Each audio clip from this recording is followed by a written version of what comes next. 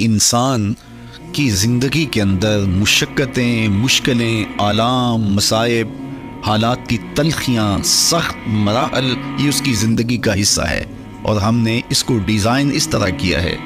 کہ یہ ان ساری مشکلات سے نبردآزما ہوگا اور حالات کی تلخیوں کا مقابلہ کرے گا، اور خیر و شر کے ساتھ ساری زندگی اس کا تعلق رہے گا۔ تو یہ اگر سخت جان ہوا تو زندگی میں کامیاب اور بامراد ہوا، اور اگر یہ کمزور ہوا تو پیچھے رہ جائے گا۔ لَقَدْ خَلَقْنَا الْإِنسَانَ فِي كَبَدٍ، ہم نے انسان کو مشقتوں میں رہتا پیدا کیا ہے۔ انسان کو مشقتوں میں رہتا پیدا کیا گیا، حالات کی تلخیوں سے گزرتا ہے، سخت تربیتی مراحل سے اس کو گزرنا پڑتا ہے۔ تو اس چیز کو بیان کرنے سے قبل 3 قسمیں کی گئی۔ پہلی قسم میرے حضور کے پاکیزہ شہر کی، مکہ المکرمہ کی، اس لیے کہ مکہ المکرمہ میں دیکھ لیجئے کہ صحابہ اور حضور کے ماننے والوں نے کیسے تلخ زندگی کاٹی۔ شجر اسلام ثمر بار ہوا تو ہمیں تو یہ کھلے ہوئے پھول دکھائی دیتے ہیں، لیکن ہم نہیں بھول سکتے کہ بلال حبشی کی پیٹھ پہ کیسے کوڑے برسے اور احد احد کیسے پکارتے رہے۔ تو ہم اس منظر کو دیکھیں، مکہ کے ان حالات کو دیکھیں، تو اس لیے قسم کی مکے کی، اور پھر حضرت ابراہیم علیہ السلام کی قسم کی، چونکہ حضرت ابراہیم نے جس قدر اذیتوں سے گزر کر کے، مصائب آلام کا سامنا کر کے، حالات کی تلخیوں کا مقابلہ کر کے اپنا راستہ بنایا اور اپنے رب کی رضا پائی، وہ تاریخ کا ایک انوکھا باب ہے۔ اس سے بڑھ کر کیا ہوگا کہ جلتی ہوئی آگ میں چھلانگ لگا دی رب کے حکم کی تعمیل میں، بیٹے کی گردن پہ چھری رکھ دی۔ یہ تماشا لب بام نہیں تھا، منا کی وادی میں وہ انوکھا واقعہ رقم ہوا کہ آج بھی تاریخ انگشت بدندہ ہے کیا ایک باپ، اور وہ اس بیٹے کو ذبح کرنے کے لیے آمادہ ہو گیا جو اس کی آنکھوں کا نور ہے اور دل کا قرار ہے۔ رب سے مانگ مانگ کے لیا، لیکن تعمیل ارشاد میں اس بیٹے کی گردن پہ چھری رکھنے کے لیے باپ تیار ہو جاتا ہے اور اس کو ذبح کرنے کے لیے آمادہ ہو جاتا ہے، حتیٰ کہ بیٹے کو لٹا لیتا ہے اور ہاتھ میں چھری پکڑ کے بیٹے کی گردن پہ رکھ کے پوری ہمت کے ساتھ جب چھری چلاتا ہے تو آواز آتی ہے فلما اسلما وتلہ للجبین ونادیناہ ان یا ابراہیم قد صدقت الرؤیا انا کذالک نجزی المحسنین۔ ابراہیم بس کرو، تم نے واقعی خواب پورا کر دکھایا۔ اپنی بیوی کو، اپنے نو مولود بچے کو وادی غیر ذی زرع میں چھوڑ آنا، جہاں کچھ بھی میسر نہیں تھا۔ یہاں آپ کو آپ کے ماں باپ چھوڑ کے جاتے ہیں، ایک خوبصورت آسودہ ماحول ہے، اور آپ کو جس مقصد کے لیے چھوڑ کے جا رہے ہیں تو وہ مقصد بھی آپ کے اور ان کے پیش نظر ہے، لیکن اس کے باوجود بھی جو ہے وہ آنکھیں نم ہو جاتی ہوں گی کہ ہم اپنی اولاد کو یہاں چھوڑ کے جا رہے ہیں، جبکہ ایک محفوظ پناہ گاہ میں آپ کو چھوڑ کے گئے۔ آپ کی تربیت کرنے والا ایک جو ہے وہ توانا طبقہ اور ایک توانا جو ہے وہ سٹاف موجود ہے جو آپ کی فکری، ذہنی، بدنی تربیت کے لیے کوشاں ہیں، لیکن اس کے باوجود بھی والدین محسوس کرتے ہیں لیکن اپنے نو مولود بچے کو وہاں چھوڑ کے جانا جہاں آب و دانہ بھی میسر نہیں تھا۔ مورخ اسلام حفیظ جلندری نے اس وادی کا نقشہ کھینچتے ہوئے کہا، وہ وادی جس میں وحشت بھی قدم رکھتی تھی ڈر ڈر کے، جہاں پھرتے تھے آوارہ تپیڑے بادے سر سر کے، جہاں پر گھاس اگتی تھی، جہاں نہ پھول کھلتے تھے، مگر وہ سرزمین تھی آسماں بھی جھک کے ملتے تھے۔ تو اس وادی میں چھوڑ کے آنا، حضرت ابراہیم نے جو امتحانات دیے، اس لیے ان کی قسم کی، چونکہ جواب قسم کا تعلق بنتا ہے، تو قسم ابراہیم کے پاکیزہ وجود کی کہ جنہوں نے دکھ سہے، تکالیف آلام گوارا کی، لیکن پائے سوات میں لغزش نہیں آنے دی۔ تیسری قسم میرے حضور کے پاکیزہ وجود کی فرمایا جتنے دکھ مجھے دیے گئے، جتنی اذیتیں مجھے پہنچائی گئیں، اتنی کسی کو نہیں دی گئیں۔ پیدا ہوئے تو حضور کے باپ کا سایہ سر پہ نہیں تھا، پھر اس کے بعد حضور مختلف مراحل سے گزرے۔ 6 سال کی عمر میں ماں کا انتقال ہو گیا۔ جب راہ حق میں لوگوں کو دعوت رشد و ہدایت دینے نکلے تو جو لوگوں کے رویے تھے اور جو اذیتیں لوگوں نے پہنچائیں وہ ایک الگ باب ہے۔ مکے کی گلیوں سے لے کے طائف کے بازاروں تک جن اذیتوں سے میرے حضور گزرے، ام المومنین سیدہ عائشہ رضی اللہ تعالیٰ عنہ فرماتی ہیں، ایک دن حضور کی بارگاہ میں حاضری تھی تو ہم نے عرض کیا، حضور کیا احد کے دن سے سخت دن بھی زندگی میں کبھی گزرا ہے؟ صحابہ کی نظر میں اس دن سے سخت دن کبھی زندگی میں نہیں آیا، اس لیے کہ جب 70 صحابہ کی لاشیں پڑی تھیں، حضور کے چچا حضرت امیر حمزہ شہید کر دیے گئے، اور نہ صرف انہیں شہید کیا گیا، ان کا مسئلہ کیا گیا، اعضائے بدنیاں کاٹ دیے گئے، ناک کاٹ لی گئی، زبان کاٹ لی گئی، بدن چیر کے کلیجہ نکالا گیا اور پھر ان اعضاء کا ہار پرویا گیا اور ہندا نے گلے میں ڈال کے رقص کیا، آنکھوں میں نیزے چبھوئے گئے، تو یہ دردناک دن تھا۔ تو حضور کے سر انور پہ سفید رنگ کی پٹی بندھی تھی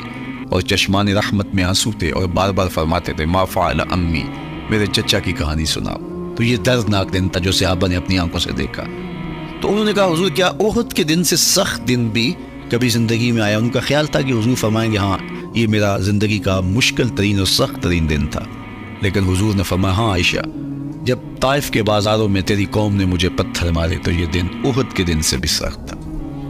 حضور ان کے 3 سرداروں کے پاس پیغام حق لے کے گئے، لیکن انہوں نے آگے سے جو رویہ اختیار کیا وہ اتنا اذیت ناک تھا۔ حضور نے فرمایا کہ ٹھیک ہے، میں تمہاری خیر خواہی کا جذبہ لے کے تمہارے تک پہنچا ہوں،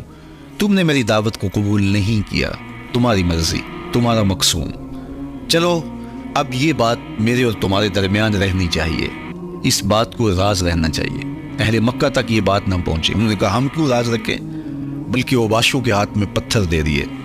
اور حضور جب واپس ہونے لگے تو وہ حضور کے پاؤں پہ سنگسنی کر، حضور اپنا ایک پاؤں اٹھاتے تو دوسرے پاؤں پہ مارتے، شدت درد اور احساس کرب سے حضور بیٹھ جاتے تو ان کے غنڈے دائیں بائیں سے بڑھتے اور کندھوں سے پکڑ کے حضور کو اٹھاتے اور مشق سنگسنی کرتے، نالین خون سے بھر گئے، لخت لخت زخمی ہوا۔ اللہ اکبر، کیا دردناک لمحے تھے، کیا تکلیف بری گھڑیاں تھیں۔ تو کہا کہ جب طائف کے بازاروں میں تیری قوم نے مجھے پتھر مارے تو یہ دن احد کے دن سے بھی سخت تھا۔ اچھا، جب حضور پر اس طرح آلام و مصائب ٹوٹ پڑے تو حضور کے ساتھ جو صحابہ تھے انہوں نے کہا حضور ان کے لیے بد دعا کر دیجئے، تو میرے حضور بولے میں رحمت بن کے آیا، میں رحمت بن کے آیا ہوں۔ اللہ اکبر، ان کا تقاضا پہم بڑا تو حضور کے ہاتھ اٹھ گئے، اور پھر حضور نے جو کہا سنیے، اللہم اہد قومی فإنہم لا یعقلون، اے اللہ میری قوم کو ہدایت دے دے، یہ مجھے جانتے نہیں، اگر جانتے تو ان کا میرے ساتھ یہ رویہ نہ ہوتا۔ تو پتھروں کے جواب میں دعائیں دینا پیغمبروں کا حوصلہ ہوتا ہے۔ اللہ اکبر، مورخ اسلام حفیظ جلندری نے کیا خوبصورت پیرائے میں نقشہ کھینچا کہ حضور ہاتھ اٹھا کے دعا مانگ رہے ہیں، الہی کرم کر کو سارے طائف کے مکینوں پر، الہی پھول برسا ان پتھروں والی زمینوں پر۔ تو حضور نے دکھ سہے، تکلیفیں سہی، اب 3 قسمیں کی۔ شہر مکہ کی قسم، جہاں حضور کے صحابہ نے تکلیفیں سہی، اس شہر کی گلیوں میں انہیں گھسیٹا گیا اور ان کو کچی کھالوں میں لپیٹ کے دھونیاں دی گئیں، انہیں اذیت ناک مراحل سے گزارا گیا۔ حضرت ابراہیم مشکل سے مشکل زندگی کاٹی اور رب کی رضا جوئی کے لیے کوشاں رہے، اور میرے حضور نے سخت ترین اذیتوں، مقاومتوں، مخالفتوں اور تکلیفوں کا سامنا کیا۔ تو ان 3 چیزوں کا حوالہ دے کر، ان 3 چیزوں کی قسم کر کے اب انسان کو بتایا جا رہا ہے کہ تم مشکلات سے تمہیں گزرنا پڑے گا، حالات کی تلخیاں تمہیں سہنی پڑیں گی، کسی مرتبے تک پہنچنے کے لیے تمہیں پھر تکلیفوں کی راہ اختیار کرنی پڑے گی۔ تم کون ہوتے ہو؟ میرا محبوب ہو تو تکلیفیں وہ بھی اٹھائے، 2 جہاں کا مالک ہو اور طائف کے بازاروں میں اس کے پاؤں پہ بھی پتھر پڑیں، اور کونین کا سردار ہو اور ان کے اوپر اجری ڈال دی جائے، کائنات کا مالک ہو اور ان کو مکے کی گلیوں کے اندر ان کے گلے میں عقبہ بن ابی معیط کپڑا ڈالے اور تاؤ دے، تو کیا ان مشکلات سے تم بچ سکتے ہو؟ جب تم کسی منزل تک پہنچنا چاہتے ہو تو پھر یہ حوالے ماضی کے دیکھ لو، 3 قسمیں کر کے اس حقیقت کو بیان کیا۔ ابراہیم علیہ السلام کے وجود کو دیکھ لو، حضرت مصطفیٰ کریم علیہ السلام کی ذات ستودہ صفات کو دیکھ لو، اور مکے کی گلیوں میں صحابہ کے ساتھ جو ظلم و جبر ہوئے اور انہوں نے جو مصیبتیں اور مشقتیں کاٹی وہ ساری دیکھ لو۔ تو 3 قسمیں کھا کر کے کہا کہ بے شک انسان مشقتوں میں رہتا پیدا کیا گیا ہے، اس لیے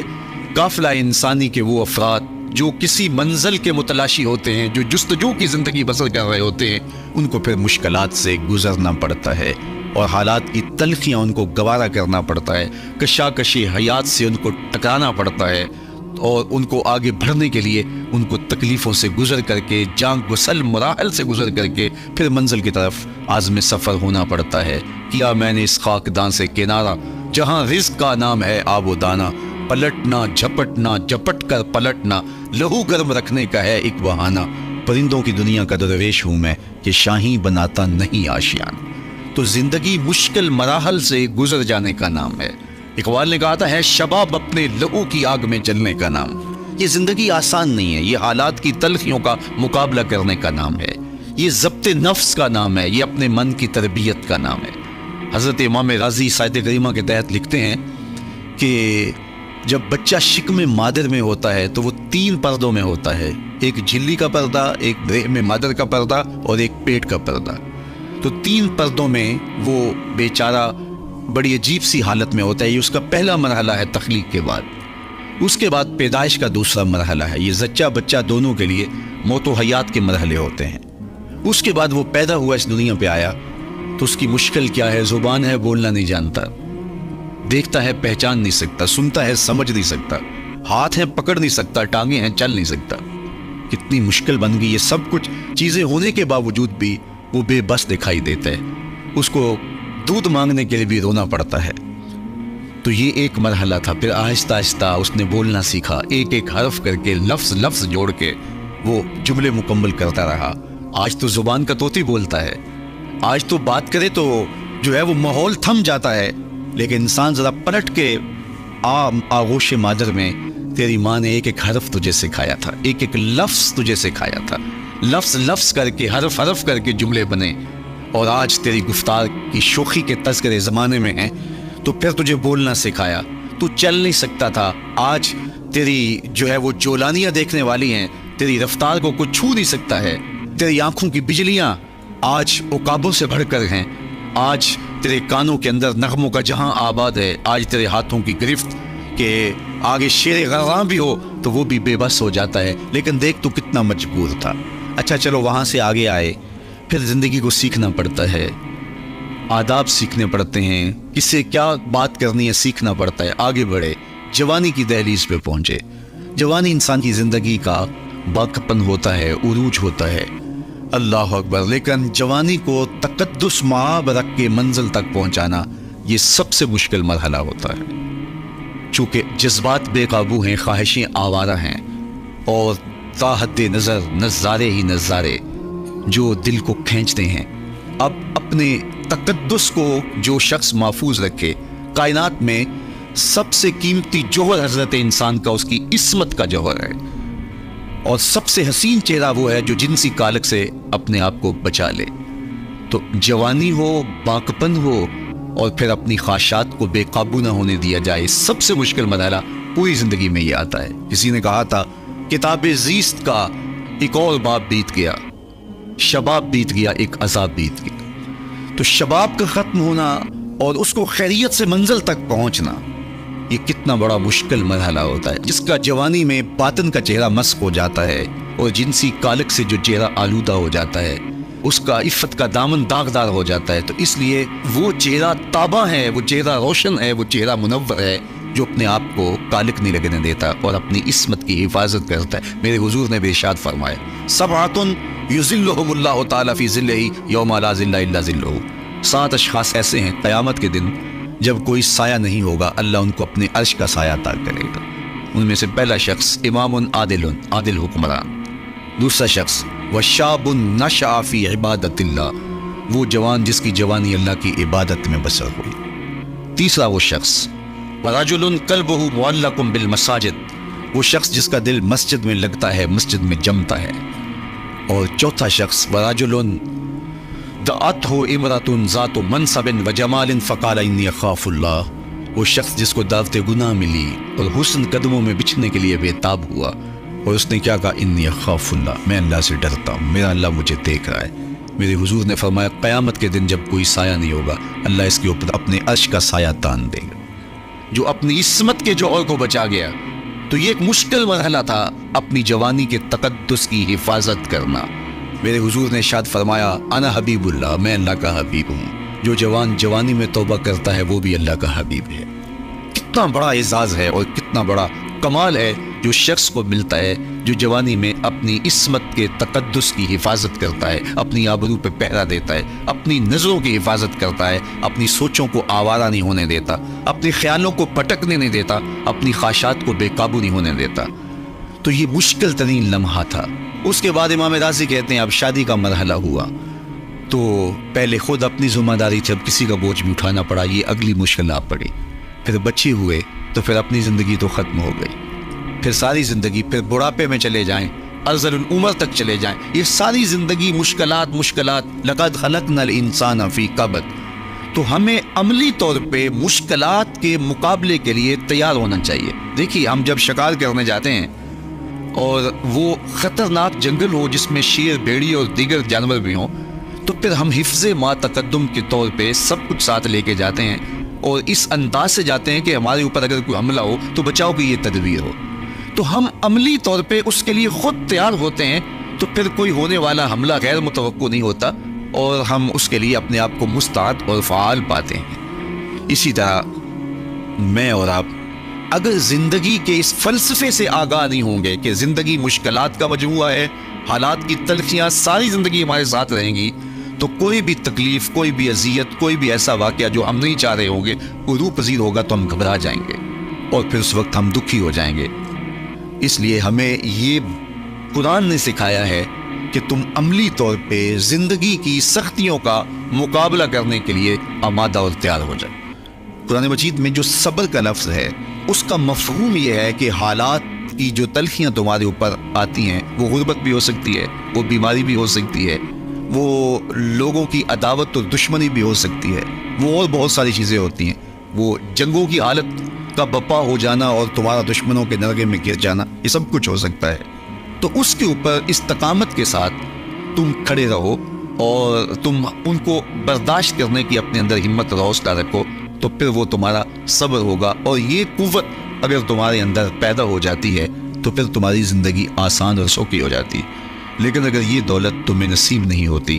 تو پھر ساری زندگی دکھوں اور شکووں سے بھری رہتی. اس لیے ہمیں یہ چیز سیکھ لینی چاہیے کہ زندگی نام ہی مشکلات سے نبرد آزما رہنے کا ہے. عملی طور پہ ہم دیکھو، ہمیں پتہ ہے سردی آ رہی ہے تو اس کا ہم پہلے انتظام کرتے ہیں،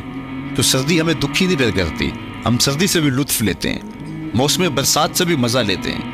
اور گرمی سے بھی ہم ایک حاص حاصل کر لیتے ہیں اگر ہم اس کو جو ہے اس کے لیے عملی طور پہ اپنے آپ کو تیار کر لیں. لیکن اگر ہم اس کے لیے تیاری نہیں کریں گے تو سوائے گھبراہٹ کے اور کچھ نہیں ہوگا. تو مجھے اور آپ کو عملاً اپنے آپ کو اس بات کے لیے آمادہ کرنا پڑے گا کہ زندگی ان حالات کی تلخیوں سے ٹکرانے کا نام ہے اور ساری زندگی ہمیں ان مراحل سے گزرتے رہنا پڑے گا.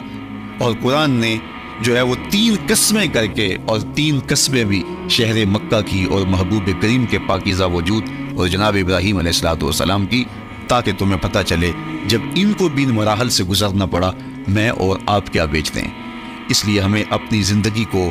ان راہوں پہ ڈالتے ہوئے صبر اور استقامت، اب صبر اور استقامت کی دولت ہمیں کیسے نصیب ہوگی،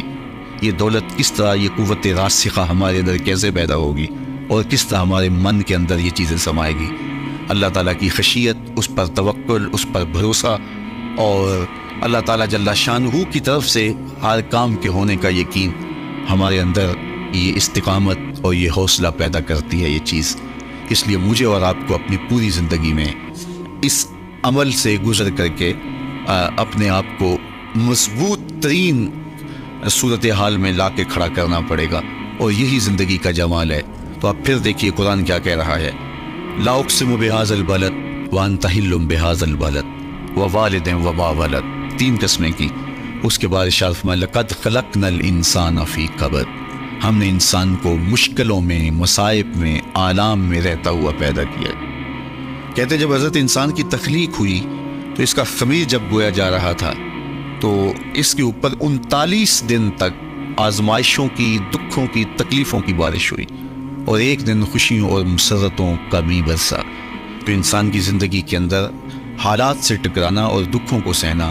اور دکھوں سے مقابلہ کرنا یہ سیکھنا پڑے گا. اور جب انسان اس کو عملی طور پر سیکھ جائے گا تو پھر زندگی کا جمال اور زندگی کا حسن نصیب ہوگا.